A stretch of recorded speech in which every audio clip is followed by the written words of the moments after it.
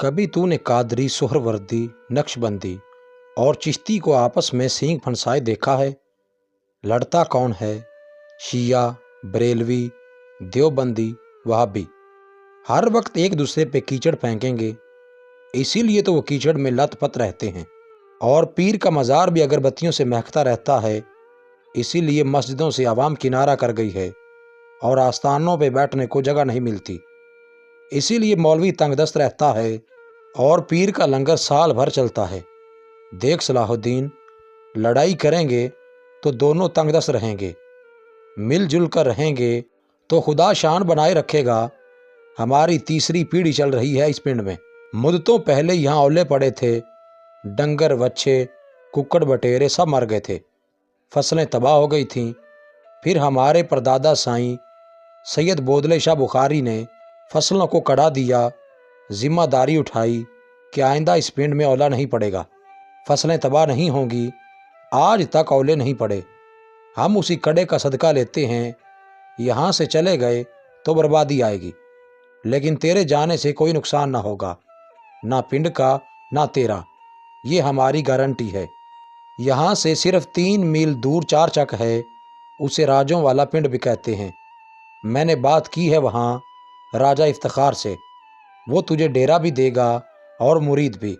तेरी टहल सेवा भी यहाँ से ज़्यादा होगी। तू राजों के पिंड चला जा, मलिकपुर को हमारे हाथ में रहने दे। मैं कुछ देर आंखें बंद किए बैठा रहा, फिर कहा, पीर साईं, मैं यहाँ अपनी मर्जी से नहीं बैठा। बाबा डाकिया सरकार ने बिठाया है मुझे, फ़कीरी का चार्ज भी मैंने उन्हीं से लिया है। माना कि सैयद नहीं, कमी कमीन हूँ, ना बारिश को रोक सकता हूँ ना औलों को। मैं तो अमेरिकन सुंडी को भी नहीं रोक सकता, जो हर साल इन गरीबों की फसल को उजाड़ देती है। हाँ, मैं टूटे दिलों को ज़रूर जोड़ सकता हूँ, बहते आंसुओं के आगे ढारस का बंद बांध सकता हूँ, रब साईं से उनके लिए दुआ कर सकता हूँ। यही नौकरी है मेरी, और ये नौकरी मैं करता रहूँगा इसी पिंड में। गांव में हर रोज़ के अखबारात छाया होते थे। ये अखबारात किसी कागज़ पे ना लिखे होते, बल्कि गप थड़प की सूरत होते थे। उनकी शाह सुर्खियाँ अड्डे पर बैठे हुए जवारी मुरतब करते, उनके इदारिये गांव के हजाम लिखते और बड़ी बूढ़ियाँ सर जोड़कर उन पे कालम निगारी करती थीं। पीर साहब की हमसे खुफिया मुलाकात बहुत जल्द तहत अज़बाम हो गई। गांव के अखबारात ने रंगारंग सुर्खियाँ जमाई। किसी ने लिखा, साईं चल के पीर के पास आया, तो किसी ने सुर्खी जमाई, सैयद चल के साईं के पास गए। इन हालात में एक आम आदमी सख्त ज़ब्ज़ुब का शिकार हो गया। हालात बेहतरी की बजाय बदतरी की तरफ जाने लगे। मुझे मरीजों को दम करते अक्सर दूर दराज गांव पिंडों में जाना पड़ता था। हालात इस नहज पे आ गए कि इधर मैं गांव से निकलता, उधर सुर्खी लग जाती कि साईं गांव छोड़कर चला गया है। इसी तरह पीर साहब किसी मुरीद की दावत पे दूसरे गांव चले जाते तो खबर लग जाती कि बिल आखिर पीर साहब ने गांव छोड़ दिया। अगला मार्का मस्जिद चौक में पेश आया। उस रोज़ नमाज जुमा के बाद मेरे एक मुरीद को पीर साहब के मुरीद ने अच्छी तरह फेंट डाला। झगड़ा कुम्हार का मुरीद होने के ताने पे शुरू हुआ था, जवाबन उसने उसे डाकू का मुरीद कहकर भड़का दिया। दोनों तरफ गिरबानों की धज्जियां उड़ गईं। खैर, बड़े बूढ़ों ने आगे बढ़कर मुदाखलत की और कोई बड़ा नुकसान ना हुआ, लेकिन तासुब की आग पूरे गांव में फैल गई। शाम को दरबार सईदा से एक नई तजवीज़ आ गई। इलाही बख्श ने आकर कहा, पीर साहब फरमाते हैं कि आप कमियों वाली पांड चले जाएं। नाई, मोची, धोबी, कुम्हार, माशकी, वगारी, मुसल्ली सब वहाँ रहते हैं। अगर आप वाकई इंसान की बरादरी के कायल हैं तो कमियों की पांड जाकर रहें और उनके पीर बन जाएं। मैंने कहा, यह क्या बात हुई? क्या रब ताला ने कमियों और दूसरे इंसानों के लिए अलग अलग पैगंबर उतारे? क्या हज़रत नूह अलैहिस्सलाम लकड़ी का काम ना करते थे? हज़रत इदरीस अलैहिस्सलाम कपड़े ना सीते थे? हज़रत दाऊद अलैहिस्सलाम ने लोहा ना कूटा था? हमारे प्यारे नबी सल्लल्लाहु अलैहि वसल्लम अपने नालैन मुबारक खुद ना मुरम्मत फरमाते थे? पीर साहब से कहें, आप सईदों वाले पिंड चले जाएं, ताकि आम इंसानों के कंधों से बोझ उतरे और वो सुख का सांस ले सकें। गंदम की कटाई उरूज पे थी कि मौसम के तेवर बिगड़ने लगे। पहले आंधियां आईं, फिर सुबह शाम बारिश बरसने लगी। किसानों के खिलवाड़े भीग गए। ایک روز اچانک یالہ باری شروع ہو گئی۔ اتنا موٹا دانا برسا کہ لوگ پناہ پناہ کر اٹھے۔ موسم تو 2 روز بعد اچھا ہو گیا، لیکن پیر صاحب کا کڑا کڑکڑا کے ٹوٹ گیا۔ لوگ مایوس ہو کر میرے پاس دوڑے آئے کہ آپ ہماری فصل کو تازہ کڑا دیں تاکہ گندم برباد ہونے سے بچ جائے۔ میں نے کہا بھائیو، گرمی سردی، بہار خزاں، آندھی طوفان، یہ سب اللہ تعالیٰ کی قدرت ہے۔ موسم پہ انسان کا کیا اختیار؟ ہاں، رب تعالیٰ نے انسان کو عقل ضرور دی ہے کہ نقصان سے بچنے کی تدبیر کرے۔ سب سے بہتر تدبیر صدقہ ہے۔ جو نظر نیا تم پیر صاحب کو چڑھاتے ہو، وہی اگر رب کے بینک میں جمع کرا دو تو انہی بھیگے ہوئے کھلواڑوں سے تمہارا سال بھر کا رزق نکل سکتا ہے۔ ضمانت میں دیتا ہوں، بتاؤ کون کون تیار ہے؟ کیا مطلب؟ یہ رب کا بینک کہاں ہے؟ ایک بابے نے پوچھا۔ آسمانوں میں، میں نے کہا۔ اور آسمان پہ چڑھے گا کون؟ میں نے کہا آسمان پہ چڑھنے کی ضرورت نہیں، زمین پہ کسی نادار کا ہاتھ پکڑ لو، آسمان پہ رزق کا دروازہ خود بخود کھل جائے گا۔ سب سے زیادہ منافع وہی دیتا ہے اور اس اکاؤنٹ میں جمع ہوتا ہے صدقہ و خیرات۔ اگر ہر زمیندار یہ نیت کر لے کہ وہ 1 بوری گندم ہمارے ڈیرے پر بھجوائے گا ناداروں کے لیے، تو انشاءاللہ انہی کھلواڑوں سے صحت مند دانے نکل آئیں گے۔ بودلے شاہ کا کڑا تو تم لوگوں نے دیکھ ہی لیا، اب سائیں کا کڑا بھی آزما کے دیکھ لو۔ ٹھیک ہے، ہم دیں گے، ہم سب دیں گے، وہ یک زبان ہو کر بولے۔ میں نے کہا 3 روز بعد جا کر اپنا کھلواڑا کھول لینا، انشاءاللہ صاف گندم نکلے گی۔ اللہ پاک نے فضل کیا اور یہ کڑا واقعی کارگر رہا۔ اگلے کچھ روز خوب دھوپ نکلی اور گندم کی گائی شروع ہو گئی۔ ہفتہ بھر میں ہمارے ڈیرے پہ گندم کے ڈھیر لگ گئے۔ ہم نے مریدوں کو دانے صاف کرنے پہ لگا دیا، منڈی سے خالی بوریاں منگوائیں، پھر غریبوں کی پانڈ میں تقسیم کرنے نکل کھڑے ہوئے۔ ایک روز ہم گندم تقسیم کرنے کو اڈے کی طرف جا رہے تھے کہ پیر صاحب کی گاڑی آتی دکھائی دی۔ شاید وہ شہر سے واپس آ رہے تھے۔ ملک فیصل نے بتایا کہ پیر صاحب کچھ روز سے بیمار ہیں اور علاج کی غرض سے آج کل شہر جاتے رہتے ہیں۔ میں نے کہا انشاءاللہ شام کو ہم ان کی عیادت کے لیے ضرور جائیں گے۔ مغرب کے بعد ہم فیصل اور شازے کو ساتھ لیے پہلی بار پیر صاحب کے آستانے پہ گئے۔ دروازہ الہی بخش نے کھولا۔ وہ کچھ دیر ہمیں حیرت سے دیکھتا رہا، پھر بولا خیریت؟ میں نے کہا گھبرائیے مت، ہم صرف پیر صاحب کا حال پوچھنے آئے ہیں، جائیے اور اجازت لے کر آئیے۔ وہ بھاگا بھاگا اندر گیا، کافی ساعتوں کے بعد لوٹا اور ہانپتے ہوئے بولا آپ اکیلے کو بلا رہے ہیں جی، باقیوں کے لیے اجازت نہیں۔ میں نے شازے اور فیصل کو باہر کھڑا کیا اور الہی بخش کے پیچھے پیچھے اندر چلا گیا۔ پیر صاحب کی حویلی تقریباً 1.5 ایکڑ پہ پھیلی ہوئی تھی۔ صحن میں ایک پکی تربت تھی جسے سفید سنگ مرمر نے برف کی طرح ڈھانپ رکھا تھا۔ اس پہ چراغ اور اگربتیاں روشن تھیں۔ قیمتی پتھر پر پڑنے والی روشنی نے پورے صحن کو بکائے نور بنا رکھا تھا۔ کچھ زائرین صحن میں لیٹے ہوئے تھے اور کچھ تربت پہ بیٹھے قرآن مجید پڑھ رہے تھے۔ کچھ آگے بڑھے تو ایک خوبصورت پنگوڑے پہ نظر پڑی۔ کچھ زائرین اس کا محاصرہ کیے بیٹھے تھے۔ ایک 12-13 سالہ سرخ و سفید لڑکا ماحول سے بے نیاز پنگوڑے پہ آرام فرما رہا تھا۔ ہم قریب سے گزرے تو الہی بخش نے کہا حضرت جی کے صاحبزادہ شریف نکے شاہ جی سلام کرتے جائیے۔ ہم نے السلام علیکم کہا، لیکن نکے شاہ جی نے کوئی توجہ نہ کی اور ہاتھوں میں پکڑی پلاسٹک کی ایک گڑیا سے کھیلتے رہے۔ اچانک ہی طبلے پہ تاپ پڑی اور سامنے بیٹھے قوالوں نے مصرع اٹھا دیا، تیرا چاندی دا جھولا، تیرا سونے دا پلنگ، نکا بابا ملنگ، میرا بابا ملنگ۔ تان اچھی تھی مگر رقص کی خواہش دم توڑ چکی تھی۔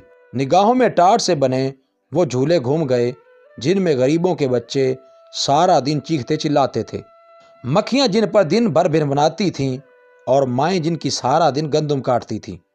سامنے 3 اطراف میں برآمدوں کی قطار تھی جن پر شیشے سے خوبصورت نقش و نگار بنے ہوئے تھے۔ ایک طرف بڑا گودام تھا جہاں گندم کی بوریاں رکھی ہوئی تھیں۔ الہی بخش ہمیں مختلف برآمدوں میں گھماتا پھراتا بالآخر آخری کمرے تک لے گیا، پھر ایک دروازے پہ کھڑے ہو کر دستک دی اور اندر چلا گیا۔ ہم باہر کھڑے دیواروں کے نقش و نگار دیکھنے لگے۔ کچھ ہی دیر میں دروازہ کھلا اور الہی بخش نے جھانک کر کہا حضرت صاحب اکیلے ہی ہیں جی، آپ جوتے اتار کر اندر تشریف لے آئیں۔ मैंने जूते उतारे और अंदर चला गया। पीर साहब एक वसी और अरीज पलंग पर नीम दराज थे। मैंने सलाम अर्ज किया। उन्होंने खफीफ सी आवाज़ में जवाब दिया और कुर्सी की तरफ इशारा कर दिया। मैं कुछ देर कुर्सी पे खामोश बैठा रहा। उन्होंने इलाही बख्श को चाय का कहा। जब वो चला गया तो बोले, खैरियत, आज कैसे रास्ता भूल पड़े? मैंने कहा, आपकी बीमारी की इतला मौसूल हुई, सोचा खैर खैरियत दरियाफ्त कर लूँ, कैसी है अब आपकी तबीयत? वो बोले, तबीयत तो वही है जो देख रहे हो। अफसोस तूने हमारी कोई बात ना मानी। फसाद हम चाहते न थे, प्यार से तू नहीं मानता। मौलियों वाली जिद लगा रखी है, चाहता क्या है आखिर तो? मैंने कहा, चाहत तो उसी दिन रुखसत हो गई जिस रोज़ नाक में फ़कीरी की नुकेल पड़ी थी। बाखुदा मैंने कभी आपका बुरा नहीं चाहा, आपकी निस्बत का एहतराम करता हूँ। मैं तो बस उन इंसानों के लिए फ़िक्रमंद हूँ जिन्हें आपने निस्बत की इस नुकेल से बांध रखा है। हसब नसब तो दुनियादारी का तमाशा है पीर जी। नूह का बेटा हो या खलीलुल्लाह का चच्चा, रब के यहाँ उसकी कोई हैसियत नहीं, वहाँ सिर्फ अच्छा अमल ही मोतबर है। वो बोले, ये बात नहीं सलाहुद्दीन, हमने किसी को निस्बत से नहीं बांधा, हसब नसब की वजह से। कोई अकीदत रखता है तो उसकी मर्जी, तो ज़बरदस्ती थोड़ी है। मैंने कहा, रिस्क पे सब इंसानों का हक है। जो चढ़ावे दरबार सईदा पे चढ़ते हैं, क्या उन पर गरीबों मिस्कीनों का कोई हक नहीं? वो बोले, हमारे यहाँ जो रिस्क आता है वो गरीबों पे ही खर्च होता है। उर्स 11वीं कोंडे मखलूके खुदा ही खाती है। 2 मुरब्बा ज़मीन हमारी अपनी है, हम किसी पर बोझ नहीं। तुम खामखा लोगों का दिमाग क्यों ख़राब कर रहे हो? मैंने कहा, मैंने किसी का दिमाग ख़राब नहीं किया। हाँ, वो गरीब जिसे 2 वक्त की रोटी दस्तयाब नहीं है, उसे रोका ज़रूर है कि आपके दरबार पे कुछ मत चढ़ाए। वो बोले, देखो सलाहुद्दीन, कई साल से हम बीमार चले आते हैं। शुगर ने जिस्म का जोड़ जोड़ तबाह कर दिया है। एक ही साहबजादा है हमारा, निक्के शाह, अकल से भी बोदला है, ना पढ़ सकता है ना लिख सकता है, ना ही किसी काम के काबिल है। हमारे होते हुए बादशाहों वाली ज़िंदगी गुजारी है उसने। वही हमारी गद्दी का तनहा वारिस है। तुम्हारी वजह से लोग हमसे टूट रहे हैं, सवाल करने लगे हैं, गुस्ताख हो रहे हैं। इस साल बामुश्किल साल भर की गंदुम जमा हुई है, अगले साल शायद ये भी ना मिले। अगर यही सिलसिला रहा तो गद्दी नहीं रहेगी, गद्दी ना रही तो निक्के शाह रुल जाएगा। इसके बाद उन्होंने एक सरदाह भरी और आसमान की तरफ देखकर भराई हुई आवाज़ में कहा, वाह मेरे मौला तेरे रंग। आज एक सैयदजादा एक कुम्हार के सामने बैठा अपनी गद्दी की भीख मांग रहा है। मैंने कहा, ज़रूर सैयदजादों से कोई भूल हुई है, वरना आपसे गद्दी छीन कर वो हम कमीनों को क्यों देता? कहाँ आप और कहाँ हम। जब शाह अपने फ़राइज़ से गाफिल हो जाएं तो पीछे कुम्हार और जुलाहे ही बचते हैं। वो मालिक है, जिसे चाहे नौकरी पे रख ले। बहरहाल फिक्र न करें, आपकी गद्दी सलामत रहेगी। मेरी इस तरफ कोई निगाह नहीं, इस गद्दी पे निक्के शाह ही बैठेगा। मुझसे आइंदा आपको कभी कोई रंज कोई तकलीफ़ ना पहुँचेगी। आप अपने दरबार पे खुश रहें, हमें अपने डेरे पे खुश रहने दें। अपने मुरीदों को समझा दीजिए, फड्डे करना छोड़ दें, हम भी समझा देंगे। आज के बाद कोई झगड़ा कोई लड़ाई ना होगी। पीर साहब ने गैर यकीनी नज़रों से मुझे देखा। इस दौरान इलाही बख्श चाय लेकर आ गया और हम खामोश हो गए। मैंने कहा, अगर आप इजाज़त दें तो शाहज़े को बुलवा लूँ, कुछ नजराना लाया था आपके लिए। वो मुस्कराए और सर हिलाकर इजाज़त दी। मैंने इलाही बख्श को भगाया। थोड़ी ही देर में शाहज़ा केटी का थान लेकर हाजिर हो गया।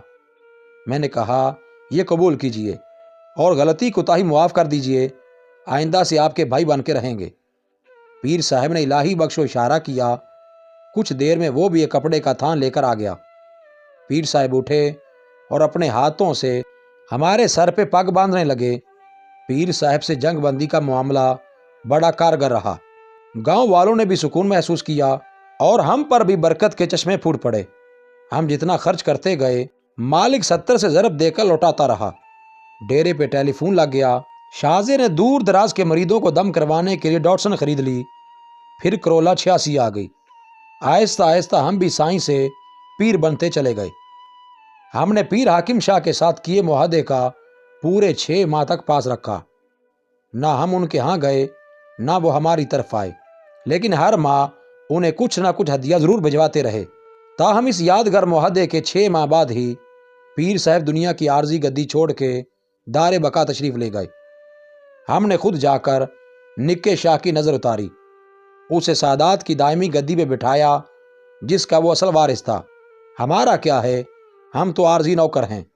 क्या मालूम कब मालिक नौकरी से बर्खास्त करके दोबारा कुम्हारों वाली भट्टी पे बिठा दे। हम पीर साहब के जनाजे में माँ मुरीदों के उसी तरह शरीक हुए जिस तरह वो साल पहले बाबा डाकिया के जनाजे में शरीक हुए थे। वही अटो बचो का शोर, वही सफ़ेद रंग की गाड़ी, और जनाजे के बाद वही मोहब्बत भरा ऐलान कि पीर साहब के ज़िम्मा किसी का कर्ज या बकाया हो तो हम देने को हाजिर हैं। हम मौलवी थोड़ी हैं जो टके टके के मसलों पे एक दूसरे को पछाड़ते रहें। हम पीर हैं और पीर हमेशा बांट के खाते हैं, इसीलिए खुशहाल रहते हैं। बकौल पीर हाकिम शाह बुखारी मरहूम, मौलवी मौलवी का वैरी होता है और पीर पीर का भाई। 3 साल बीत गए, हमारी शोहरत मलिकपुर से निकल के चार सू फैल चुकी थी। दूर दराज से लोग हमारी जियारत को आ रहे थे। डेरे पे बसों, कारों, वैगनों और रिक्शों का इज़्दिहाम रहने लगा था। एक रोज़ भट्टे वाला पठान भी इधर आ निकला और 5,000 नकद चढ़ाए। उसकी बेटी फरेज से आज़ाद हो चुकी थी और वो मुद्दत से हमें ढूंढ रहा था। डेरा गाजी खां से नवाब रईस भी तशरीफ़ लाए और 10,000 लंगर के लिए हदिया किया। इसके बाद तो जैसे रुपए पैसे की बारिश शुरू हो गई। हमने 1 रुपया न रखा और खलकत में बांटते चले गए। गरीब बच्चियों की शादियां कराईं, मोतिये वालों के ऑपरेशन कराए, दर्द से कराहते मरीजों की शहर के बड़े अस्पताल से रसौलियाँ निकलवाईं। गरीब गुरबा के इलाज मुआवजे के लिए टोकन का निज़ाम मुतारिफ कराया। ये टोकन दिखाकर वो करीबी शहर के डॉक्टर से न सिर्फ मुफ्त इलाज करवा सकते थे बल्कि अद्वियात भी खरीद सकते थे। सर्दियों की खुनक दोपहर थी। सफ़ेद बादलों ने सूरज का चेहरा ढक रखा था और ठंडक बढ़ गई थी। हम मरीजों को दम कर रहे थे कि शाजा कपड़ों की एक पंड लिए हमारे सर पे आन खड़ा हुआ। हमने कहा, ये क्या है? वो अपनी लंबी जुल्फ़ों को संवारते हुए बोला, आपने फरमाया था ना कि आपके नए पुराने सब कपड़े सदका कर दिए जाएं। मैं निकाल लाया हूँ, आप एक नज़र देख लें। हमने कहा, बस देख लिए, इन्हें मलिक आसिफ के भट्टे पे भिजवा दो, बताना कि पीर साहब ने भेजे हैं मजदूरों के लिए। वो कपड़ों की पंड उठाए डेरे से बाहर निकल गया। अचानक ही हमें कुछ याद आया। हम मरीजों को छोड़कर दरवाजे की तरफ भागे। शादा डॉटसन स्टार्ट कर चुका था। हमने आवाज़ दी, रुको।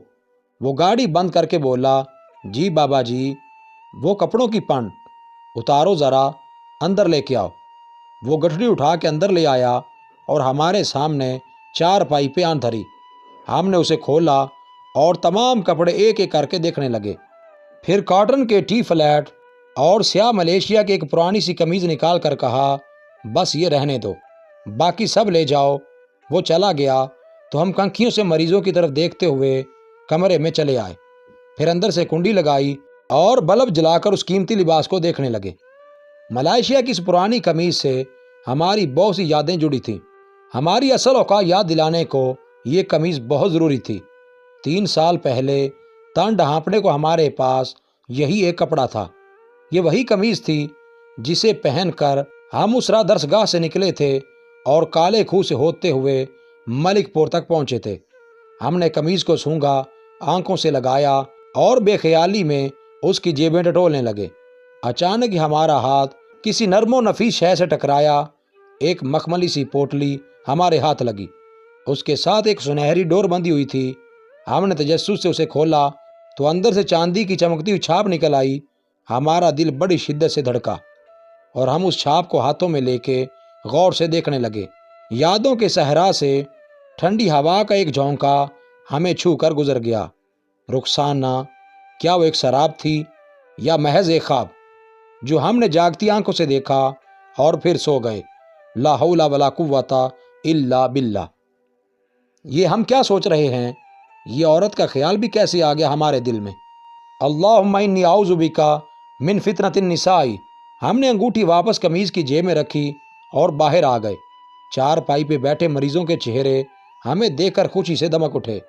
हम दम करने की गरज से एक मरीज के पास जा खड़े हुए। उसे जिन्नात का वहम लाहक था।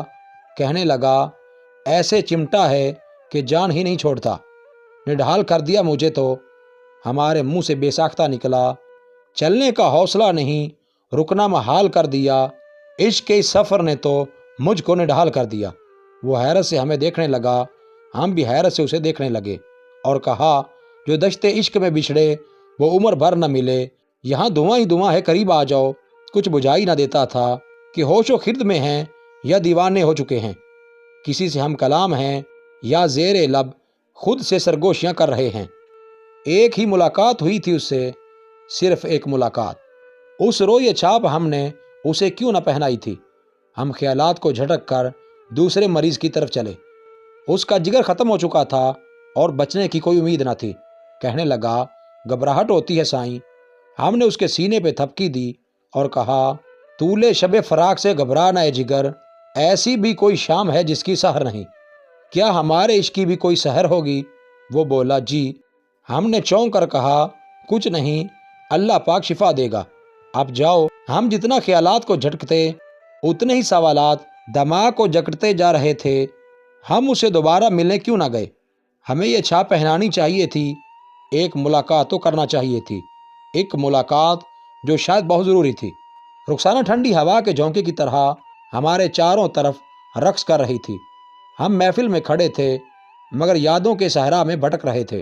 बुखार जान नहीं छोड़ रहा जी, दुआ कर दें सरकार। हम आंखें बंद किए मरीज को दम कर रहे थे मगर लाइन मालिक की बजाय कहीं और मिल रही थी।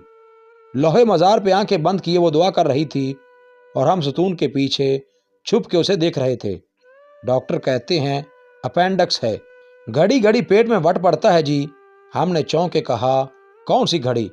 हम यहाँ मौजूद ही कब थे? हम तो वसी और अरीज हवेली के सहन में किसी मरमरी कलाई में घड़ी पहना रहे थे। दम की हुई घड़ी है, इससे तुम्हारी हिफाजत होगी।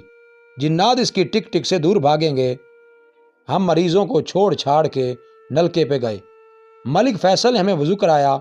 हमने कहा, कमरे में मुसल्ला बिछा दो, हम नवाफिल पढ़ेंगे।